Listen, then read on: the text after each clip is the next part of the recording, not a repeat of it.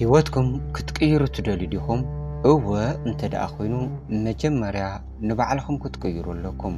ፍርሒ፣ ጥርጣረ ወይ ከዓ ውድቀት ክዓግተኩም ኣይተፍቅዱ። ምክንያቱ ሰዓርትን ኣሸነፍትን ዝፈልዮም ሓደ ዓብይ ሚስጥር ኣሎ። ንሱ ድማ ቀጻሊ ምምሃር እዩ። እዚ ሕጂ ዝሰርሓልኩም ዘለኹ ቪድዮ እታ ናይ ፓኪስታን ሓጽነይቲ ሰበይቲ አይረን ሌዲ ኦፍ ፓኪስታን ብዝብል ስም እትፍለጥ ሙኒባ ማዛሪ እዩ። ሙኒባ ብሰንኪ ዘጋጠማ ከቢድ ሓደጋ መኪና ኣእጋራ ሽባ ብምዃኑ ኣብ ተሽከርካሪት ወንበር ዊልቸር እትርከብ እንተኾነት ንመንከርኣ ወይ ከዓ ንዘጋጠማ ሓደጋ ናብ ሓይሊ ብምቕያር ዓለም ለኸ ተናጋሪት ጽንዓትን ተስፋን ወይ ሞቲቬሽን ስፒከር ክትከውን በቂሓ እያ። እዛ መስተንክር ጓል ኣንስተይቲ እዚኣ ሎሚ ብዛዕባ ናታ ናይ ህይወት ሚስጥር እንሆ ብትግርኛ ተርጉመልኩም ኣለኹ። እዚ ማዕድ ልቦና እዩ። እምበኣርከስ ብላይክ ጀምርዎ፣ ሳብስክራይብ ብምግባር ድማ ከተተባብዑኒ፣ ከምኡ እውን ምሳይ ሓድሽ ጉዕዞ ክትጅምሩ ትኽእሉ ኢኹም። ነዚ መልእኽቲ እዚ ብዝያዳ ንዘድልዮም ሰባት ክተካፍልዎም ድማ ሸር ትኽእሉ ኢኹም። ሰናይ ምክትታል።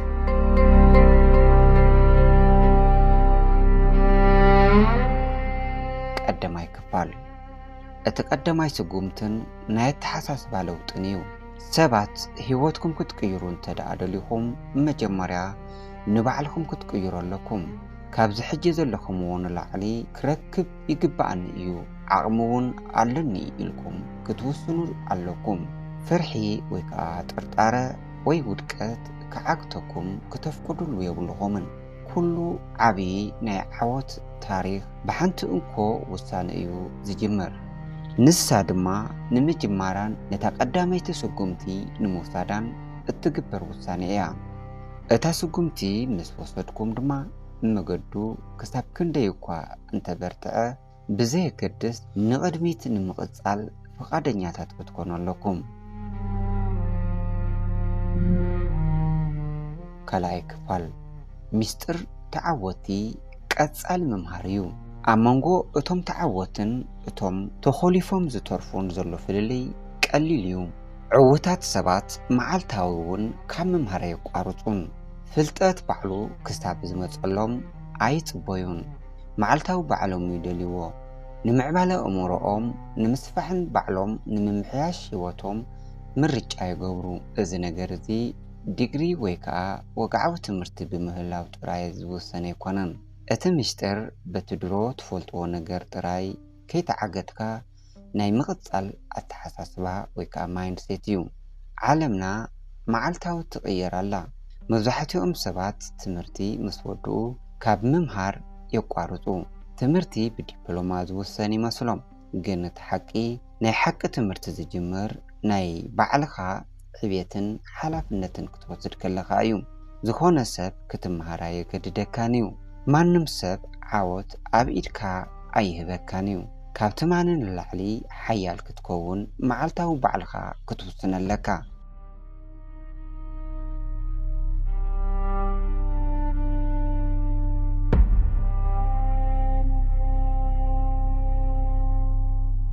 ሳልሳይ ክፋል። ናይ 20 ደቂቕ ሓይሊ ወይ እቲ ንጽጽር። ክልተ ሰባት ብሓባር ስራሕ ክጅምሩ ከለዉ እሞ ሕሰቡ፣ እቲ ሓደ እቲ ዝኣዘዞ ጥራይ እዩ ዝሰርሕ። ሓሲቡ እውን መጽሓፍ የንብብን ካብቲ ዝነገሮ ወፃኢ ፍልጠት ኣይደልን። እቲ ካልኣይ ግን መዓልታዊ ሓድሽ ነገር ንምምሃር መጽሓፍቲ ምንባብ፣ ኣስተውዕሎት ዘለዎ ዕላል ንምስማዕን ናይቶም ቅድሚኡ ብዝሓለፉ ሰባት ተመክሮ ንምጽናዕን ግዚኡ ይሕልፍ። 1 ዓመት ሓለፈ፣ 5 ዓመት ሓለፈ፣ መን ዝበለጸ ደረጃ ዝበጽሕ ይመስለኩም? መልሱ ንጹር እዩ። ዕብየት ናይ መዓልታዊ ጉዕዞ መስርሕ እዩ። ንኣሽቱ ነገራት እዮም ንናይ መጻኢ መንነትኩም ዝቕይርዎ። ምምሃር ኩሉ ግዜ ቀሊል ኣይኮነን። ስነ ስርዓት ይሓትት፣ ጻዕሪ እውን ይሓትት። ገሊኡ መዓልትታት ናይ ምንባብ ባህጊ ኣይህልወኩን ይኸውን። ገሊኡ መዓልቲ ድማ ግዜኹም ብከንቱ ክትሕልፉ ትደልዩ ትኾኑ። ግን ዓወት ንስምዒትኩም ግዲ የብሉን። ዓወት ጻዕርኹም ጥራይ እዩ ዝርኢ መዓልታዊ ካብ 20 ክሳብ 30 ደቂቕ ጥራሕ ተግሂኻ ብምምሃር ንኣእምሮኻ ክቕየር ይኽእል እዩ እሞ ሕሰቡ መዓልታዊ 10 ገጽ ጥራይ ተንቢብኩም ኣብ ዓመት ንዕሊ 3600 ገጻት ተንብቡ ኣለኹም ማለት እዩ እዚ ማለት ናይ 10ታት መጽሓፍቲ ፍልጠት ሚእቲ ዝኾነ ሓደስቲ ሓሳባትን ህይወትኩም ዝቕይሩ ኣሽሓት ዕድላትን ረኺብኩም ማለት እዩ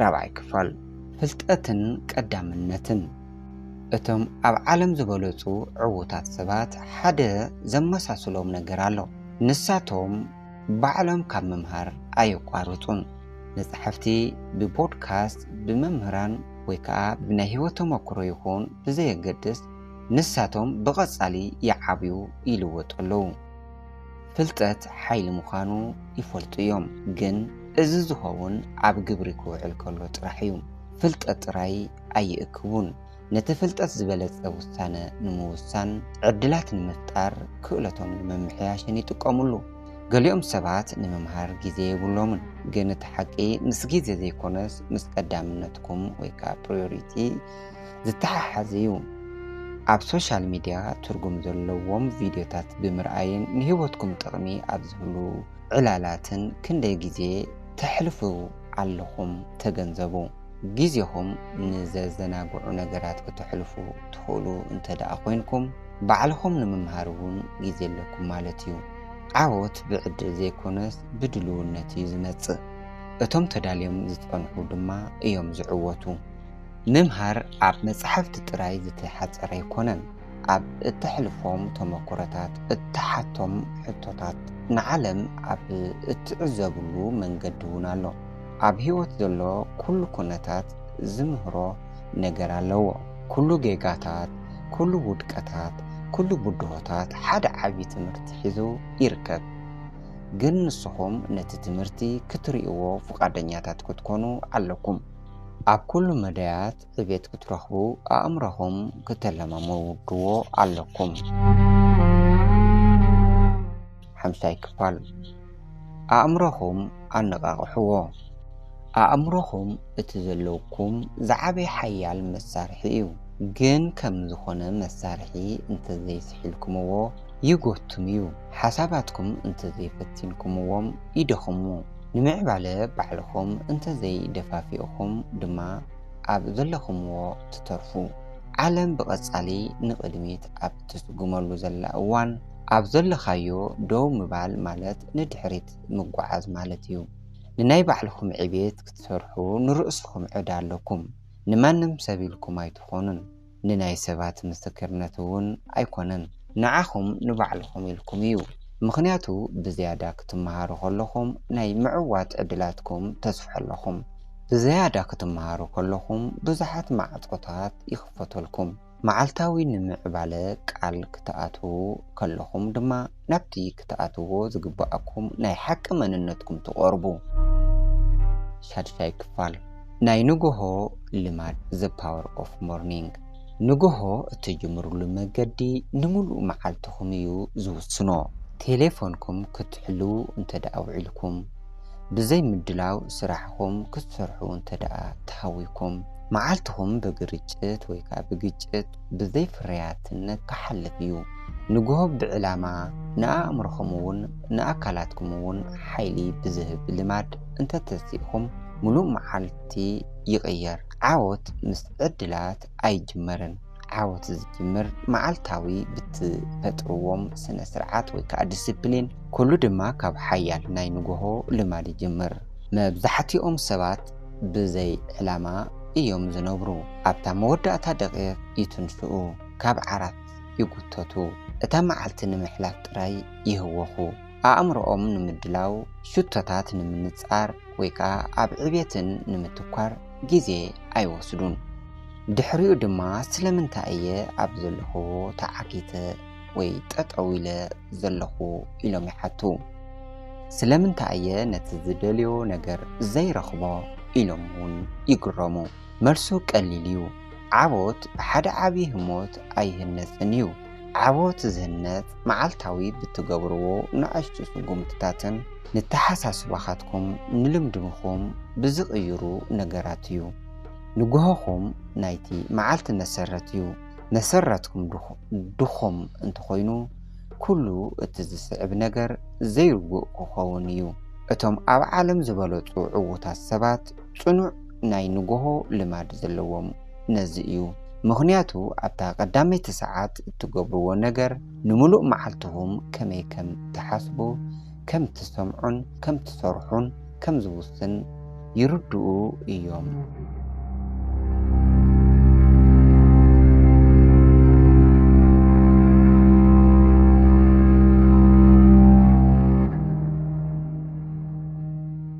شابعي كفال ناينقوهو سلست حيالات لمدتات كلتا سبات بحوار كتسؤو خلو استحسبو اتحاد نتناي مبرابر دول دقاقمو يطفو تسيؤو كا مجمريات تليفونو يرئي بزيت خونه مدب دما كدالو يهوخ اتخال ايساب جن بعلا يتسق قروب هموت بسقتا يحلف زنقاقح نقري ينبب أكلاتو ينقاقح نتمعتي نطور شتوتات يوص كابزياتهم من زبلت أفريات زلو معتي حلفو حيالنا ينقوه لماد زتحلال خخوون أيدوليون علما زلو خخوون ترحي زلو أمرهم نعبيتن عاوتن زدالو نتفتات كتقالل اللو حدا كابت زبلت من قدي سقطا سايلنس يو قرب هموت وزيدكا مستنتان مسجانا مغراب ويكا بقللو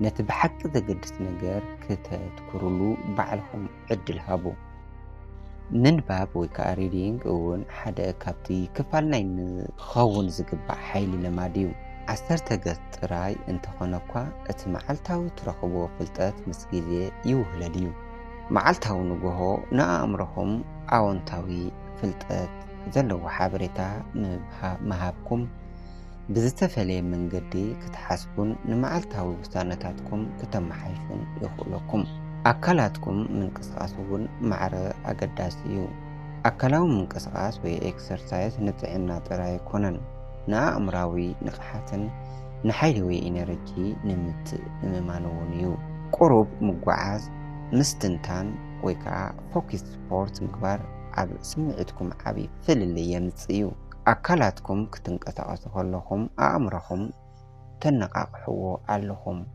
مالتيو حيلة فتو نتمعالت دما ببرتعة تجمروا اتحيلتي دما عب كله اتقبروا نقر يصعبكم كالي ناينقوه لماد شتوتات مسرع ايوم انتاي كتسرحوا كمتدوليو بعلكم وسنو اتمثل استقدامنتكم صحافو عاوتكم عب أمرهم سألوا معالتهم بنصر أنفتك تجمروا كلهم تخرجكم كتحلون سقمتك توصدون ذلكم عدل زل عليهم شامنا يكفال جيزيهم كبابيهم مراتو ناينقوه لمادكم مشتراو مسارحتهم يو الزمالات عمانقوتهم نمعالتهم زغيرو سبات معالتهم نعمتات كويروم زحادقو زلو فليو مس جيزي زيكونس مس اتقاق ما جيزي ايو عمانقوتهم نمعالتهم زقوطات ارو سبات معالتهم نعاتاتهم كوقوطات اروم زدوليو زلو فليو مس جيزي زيكونس مس اتقاق ما جيزي ايو نقوه 30 دقيق تراي انتهالوكم اكوا بتجيزيتي هيوتكم زغيرو لمدتات كتهانتو تخوليهم نقوههم عيتقاللو بخونتو نقرات عيتحلفو ديسبلين نمهنات بعلهم نمهار أعمرهم نعاوت نمدلاو تتقاملو مخنياتو نقوههم اتجمرلو من قد هيوتكم اتنبرلو مقدئيو اتم مساقاتكم زوعلو سبات حساباتكم نأمنتكم نمتاعيكم يوم زوسنو جيزيكم مستم زماررو ويكا مخنيات فترم زسرحون كاب عدلات ساقمات ጥራይ ምስ ዝርኡ ሰባት እንትሕሊፍኩምዎ ንስኹም እውን ከምኡ ክትሓስቡ ትጅምሩ። ግን ከባቢኹም ብመጽሕፍቲ ብዘነቓቕሑ ዕላላትን ካብቶም ዓበይቲ ደረጃ ዝበጽሑ ሰባት ብምምሃርን እንትሕሊፍኩምዎ ብዝተፈለየ መንገዲ ክትሓስቡ ክትዓብዩን ክትነብሩን ትጅምሩ። ንምዕዋት ግድን ኣብ ምቹእ ከባቢ ክትውለዱ የብልኹምን። ኣእምሮኹም ንምንታይ ነገር ከም እተቃልዕዎ ብምምራጽ ናይ ባዕልኹም ከባቢ ክትፈጥሩ ትኽእሉ ኢኹም።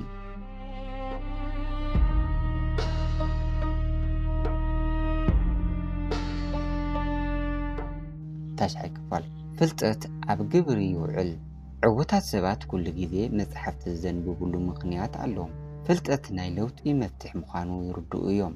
ካብ ሓንቲ መጽሓፍ እትረኽብዎ ሓንቲ ሓሳብ ንብድሆታትኩም እትርእሉ መንገዲ ክትቅይሮ ትኽእል እያ። ካብቲ ቅኑዕ ሰብ እትረኽብዎ ሓንቲ ዕላል ሙሉእ ኣረኣእያኹም ክቕይሮ ይኽእል እዩ። ግን ድማ እቲ ነገር ምስ ምንባብ ጥራይ ዘይኮነስ ምስ ምትግባር እዩ ዝተሓሓዝ። ፍልጠት ጥራይ ህይወትኩም ኣይቕይሮን እዩ። ነቲ ዝተምሃርኩምዎ ክትጥቀሙሉ ኣለኩም። ብዛዕባ ዲስፕሊን ኣንቢብኩም እንተዘይተግቢርኩምዎ ጥቕሚ የብሉን። ነቶም ኣብ ዙርያኹም ዘለዉ ሰባት ረኣይዎም ንምምሕያሽ ይደፋፍኡኹም ደለዉ። ክትዓብዩ ዓብዪ ክትሓስቡን ስጉምቲ ክትወስዱን ይብድህኹም ኣለዉ ወይ ከዓ የጸግሙልኩም ደለዉ። ወይስ ኣብቲ እናታቶም ድሩትነቶም ተደናጊሮም ንዓኹም እውን ንድሕሪት ይስሕብኹም ኣለዉ። ጊዜኹም እቲ ዝዓበየ ሃፍትኹም እዩ። ትርጉም ዘይብሎም ዕላላት፣ ከንቱ መዘናግዕታት ንዕብየትኩም ዘይድግፉ ሰባትን ምስኣቶም ጊዜኹም ኣይተሕልፍዎ። ኣብ ክንዲ ሕሜታ መጽሕፍቲ ምረፁ። ኣብ ክንዲ ምምሃር ምረፁ። ኣብ ክንዲ ምቾት ድማ ዕብየት ምረፁ። 10ይ ክፋል ውድቀት ከም መምህር። ኣብ ህይወት ዘሎ ኩሉ ብድሆታት ወይ ዕንቅፋታት ትምህርቲ ሒዙ ይርከብ። ኩሉ ውድቀት፣ ኩሉ ቃልሲ፣ ኩሉ ዕንቅፋት ሓደ ነገር ክምህረኩም እዩ ዝፍትን። ግን ሕትኡ ንስኹም ክትመሃሩ ፍቃደኛታት ዲኹም እዩ ዝብል። ዕውታት ሰባት ንብድሆታት ከም ዕድል፣ ዕብየት፣ ምምሃርን ምብርታዕን እዮም ዝርእዎም።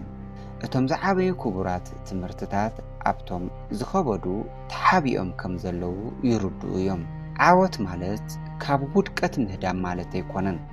ዓወት ማለት ድሕሪ ኩሉ ውድቀት ከመይ ጌርካ ከም እትትስእ ምምሃር ማለት እዩ። ዕብየት ካብ ቃልሲ እዩ ዝመጽእ። ሓይሊ ዝህነጽ በቶም ክትሓድግዎም እትደልዩ ግን ክትቅጽልሉ እትምህርዎም ህሞታት እዩ። መብዛሕትኦም ሰባት ንውድቀት ከም መርትዖ እዮም ዝርእዎም። ዕውታት ሰባት ግን ንውድቀቶም እንታይ ከም ዝተበላሸወ ይምርምሩ፣ መአረምታ ይገብሩ፣ እንደገና ድማ ይምክሩ። ውድቀት ናይ ዓወት ተጻራሪ ከም ዘይኮነ ናይ ዓወት ኣገዳሲ ክፋል ምዃኑ ይርድኡ።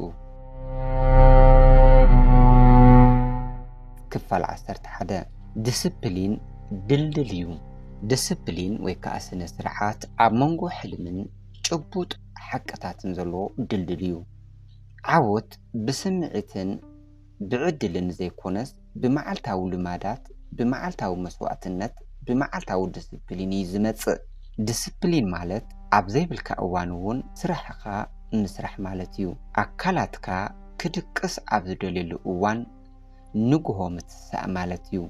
ቲቪ ወይ ከዓ ቴሌቪዥን ክትርኢ ኣብ ዘይትመርጸሉ እዋን ምጽናዕ ማለት እዩ። ዝኾነ ሰብ ኣብ ዘይርእየካ እዋን ኣብ ሽቶታትካ ምስራሕ ማለት እዩ። ሰባት ዝሰርሕዎ ዓብዪ ጌጋ ተነቃቅሖ ወይ ከዓ ሞቲቬሽን ክሳብ ዝመጽእ ምጽባይ እዩ። ተነቃቅሖ ዘተኣማምን ኣይኮነን፣ ይመጽእን ይኸይድን እዩ። ንመጻኢኹም ኣብ ሓደ ጊዜያዊ ነገር ክትሃንጽዎ ኣይትኽእሉን።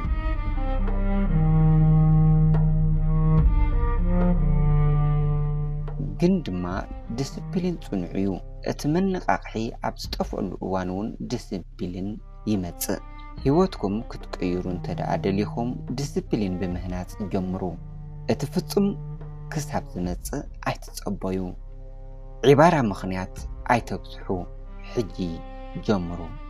كل جزء تمهراي كونو عبيت زجمر نسخم فصم تسارحو زتودأ فريات كم زي كونكم كتسمع معو كلهم يو عالمنا معالتاو تغير الله حدثت حسابات حدثت تكنولوجيات حدثت عدلات كل نجر يمع بلالهم نزيو كأس على ممهار أقداس زخون حد كابتن رؤسهم كتجبروا ادخلوا حيال نجر نايتم حرايت حساسبا مايند اوف ستودنت مفتاديو حد تمهراي نجيجاتات كم كفال ممهر سلازريو نودكت اي فرحنيو نصائخم ابتلومي اتجبروا نجريو زمركوس نعبيت ناي معالتاو لمادكم جبروا ننيشتيون كم ممهاري تقارطو ولاون كم ممحياشي تقارطو كوسننت نلعلي نمسوقام اي تقارطو عاوت بعدل بخئلت وي بكونتات يكونن عاوت معالتاوي بتقبروا مرجعتات وسانتات نيو زخون السب اب زيري اللو وان باتحانت وتحساسفا لماداتن سعرتات نيو اتم كاب سباتن العل زبالسو قليل منقدي زحالفو يكونون نساتهم بتزلوهم تراي زي عقبو نقدمت زسوكم يوم